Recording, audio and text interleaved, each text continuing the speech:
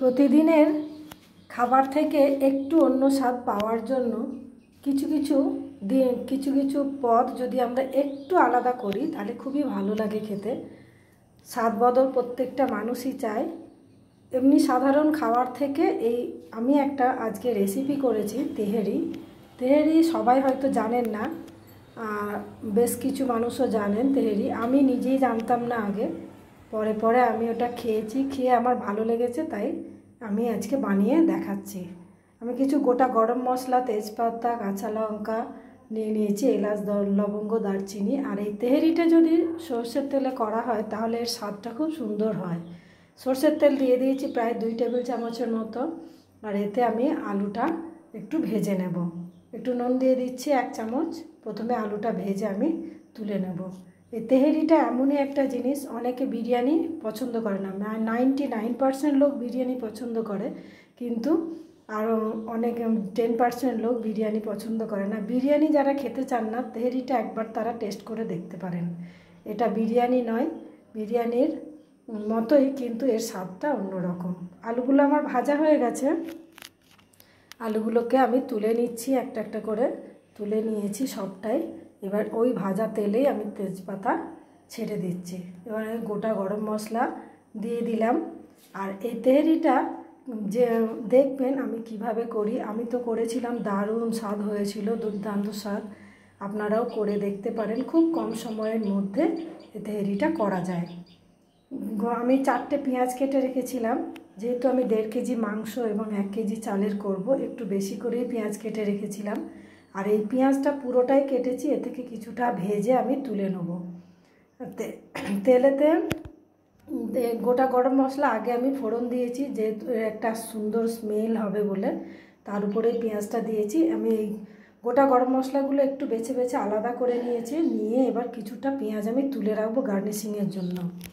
কিছুটা পেঁয়াজ তুলে রেখেছি এবং এই কাঁচা লঙ্কা আমি দিয়ে দিলাম। এখানে কিন্তু আমি গুঁড়ো লঙ্কা ব্যবহার করব না, আর এই তেহেরিতে গুঁড়ো লঙ্কা ব্যবহার না করাই ভালো। কাঁচা লঙ্কা দিয়ে দিয়েছি। 1.5 কেজি মাংস আমি নিয়েছিলাম, ছোটো ছোটো করে পিস করে কেটে নিয়েছি। সেটা একটু প্রথমে এই পেঁয়াজে আমি ভালো করে ভেজে নেব। ভালো করে ভাজা হয়ে গেছে, এবার ভাজবো। এবার 2 চামচ আদা রসুন বাটা আমি দিয়ে দিলাম। দিয়ে এটা ভালো করে কষতে থাকবো। চিকেন থেকে একটু জলটা ছাড়বে, এই জলেতে আমি ভালো করে একটুখানি ভেজে নেব। এই তেল পেঁয়াজের সঙ্গে ভাজলে এর একটা ভালো স্বাদ আসে। 1.5 চামচ নুন দিয়ে দিলাম। নুন দিয়ে এটা ভাজলে একটু জলটা বেরিয়ে যাবে। এতে জল আমি দেব না এখন, একদম শুকনো শুকনো করে ভাজবো, ভেজে নেবো। এবার মশলাগুলো আমি অ্যাড করব। এখানে কি মশলা দিই আপনারা দেখুন, আর স্কিপ করবেন না। এই গোটা জিরে গুঁড়ো 2 চামচ দিয়ে দিয়েছি, এবং ধনিয়া গুঁড়ো 2 চামচ দেবো। যেহেতু জিনিসটা অনেকটাই হবে, সেই জন্য এতে মশলাগুলো কি পরিমাণ দিচ্ছি একটু দেখবেন। তারপরে 2 বাটি দই দিয়ে দিয়েছি, আন্দাজ মতো 2 বাটি দই দিয়ে দিলাম। টক দইটা ফেটিয়েও দিতে পারেন, আমি ডাইরেক্ট থেকে দিয়ে দিচ্ছি। যেহেতু মাংসটা কষে নেব, সেই জন্য আমি আর ফেটিয়ে দিলাম না, দইটাকে দিয়ে দিয়েছি ডাইরেক্ট। এরপরে আমি গরম মশলা 1 চামচ দেব, আর গোটা গোলমরিচ গুঁড়ো 1.5 চামচ। গোলমরিচ গুঁড়ো দিলে এই তেহেরির স্বাদটা একদম সুন্দর হয়। আর ভালো করে কষা হয়ে গেছে মশলাগুলো দিয়ে, গোটা জিরে গুঁড়ো, ধনে গুঁড়ো, গরম মশলা গুঁড়ো আর গোলমরিচ গুঁড়ো দিয়ে এতে আমি 2 চামচ কেওড়া জল দেবো। আপনারা চাইলে এটা স্কিপ করতে পারেন, কেওড়া জল অনেকে পছন্দ করেন না, চাইলে স্কিপ করতে পারেন। কেওড়া জল দিলে স্বাদটা একটু ভালো হয়। এবার আলুগুলো দিয়ে চিকেনটাকে ভালো করে আমি কষিয়ে নেব।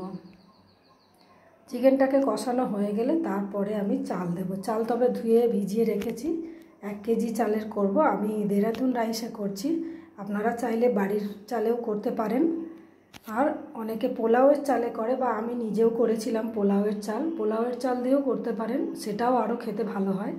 এই চালটাকে ভিজিয়ে রেখেছিলাম, প্রায় 15-20 মিনিটের মতো ভিজিয়ে রেখেছিলাম। চালটা দিয়ে ডাইরেক্ট আমি মাংসের উপরে দিয়ে এটাকে একটু ভালো করে কষিয়ে নেব।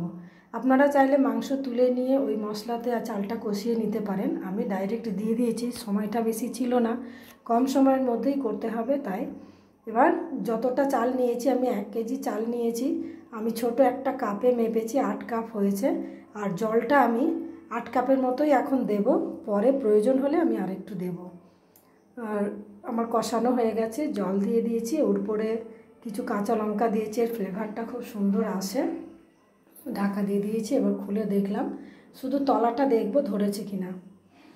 তলায় দেখলাম একদম সুন্দর হয়ে চুরচুরে হয়ে গেছে, ভাতও আমার সেদ্ধ হয়ে গেছে, চিকেনও সেদ্ধ হয়ে গেছে, আর আলুটাও মোটামুটি আমি আলুটা দেখে নেব, আলুটাও ভালো করে সিদ্ধ হয়ে গেছে, পুরো রেডি হয়ে গেছে আমার। এটাকে এবার গার্নিশিংয়ের জন্য আমি যে পেঁয়াজ বেরেস্তা তুলে রেখেছিলাম, পেঁয়াজ বেরেস্তা দিয়ে এবং কাঁচা লঙ্কা দিয়ে আর ধনেপাতা দিয়ে আমি এটাকে গার্নিশিং করব। যারা এতক্ষণ পর্যন্ত আমার ভিডিওটি দেখেছেন শামিফা কিচেন চ্যানেলে, তাদের সবাইকে স্বাগত এবং ধন্যবাদ জানাই।